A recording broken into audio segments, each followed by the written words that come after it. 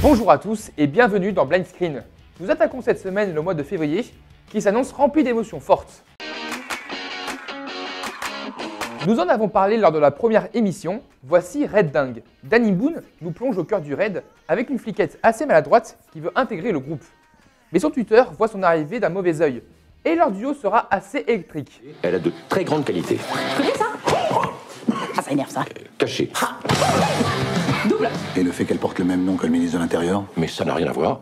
C'est sa fille, mais ça n'a aucun rapport. Je vous préviens, à la première occasion, je la vire. C'est la troisième collaboration entre Alice Paul et Danny Boone, qui nous offre encore une fois une comédie rocambolesque et maîtrisée. Un tournage difficile, avec beaucoup de documentation, et surtout pour Danny Boone, qui a dû prendre jusqu'à 10 kg de muscles. Un succès annoncé. La Dordogne accueillera dès le 20 février le tournage de la série Meurtre à Sarlat. La fiction TV Meurtre à Sarlat, réalisée par Delphine Lemoine et produite par l'Island Film, se tournera en Dordogne du 20 février 2017 au 17 mars 2017. Cette fiction TV est accompagnée par le bureau d'accueil des tournages de la Dordogne au sein de Ciné Passion Périgord. Vous trouverez toutes les informations sur le site de l'agence Éclat. Un film qui fait beaucoup parler de lui aux États-Unis, voici Moonlight. Dans la ville exotique et violente de Miami, Chiron tente de trouver sa place dans le monde. Nous suivrons sa vie, de l'enfance jusqu'à l'âge adulte, qui sera parsemée de violence et de quêtes d'acceptation. Try to forget all those times. At some point, you gotta decide for yourself who you're gonna be. Can't let nobody make that decision for you. Nominé plus de 8 fois aux Oscars, l'écriture forte et la belle interprétation des acteurs ont su charmer le public américain. Un tournage également très difficile, car beaucoup de scènes ont eu lieu au quartier de Liberty Square, un des quartiers les plus dangereux des États-Unis. Mais le réalisateur a su en montrer sa beauté, ce qui en fait sa force.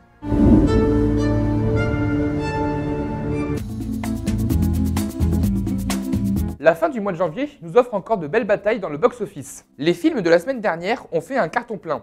Tous en scène ressort vainqueur avec plus de 800 000 entrées.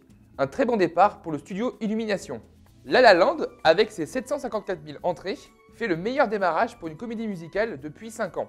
Le vainqueur du Festival d'Alpe d'Huez complète le podium avec 340 000 entrées. Pour terminer le classement, Un sac de billes commence à faire du bruit avec 311 000 entrées supplémentaires, tandis que le film de Lucien Jean-Baptiste continue son beau parcours avec 305 000 entrées.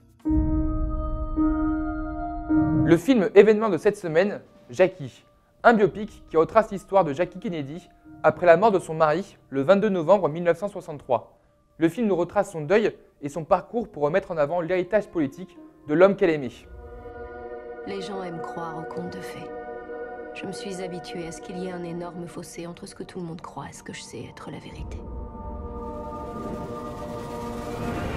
Nominée à l'Oscar de la meilleure actrice, Nathalie Portman incarne toute l'élégance et le courage d'une femme qui a su montrer sa puissance suite à l'événement le plus tragique de sa vie. Pour son premier film américain, Pablo Larraín a voulu rendre hommage à cette femme exceptionnelle, tant dans le récit que dans l'esthétique. Une œuvre poignante et bouleversante.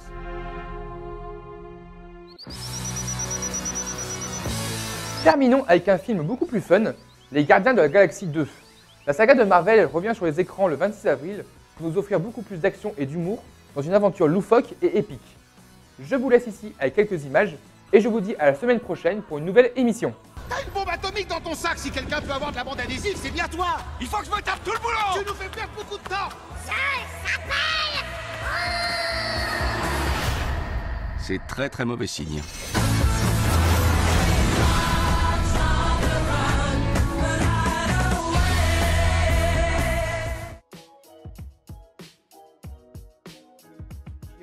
Qui veut trouver sa place dans le monde.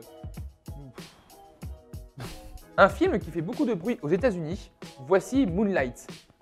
Voilà, c'est bon. Allez voir ce film. Dans la ville exotique de Miami, entre... Oh putain, c'est pas ça le texte. Pour remettre en avant l'héritage politique de son mari, l'homme qu'elle aimait. Son mari, l'homme qu'elle aimait, mais n'importe quoi.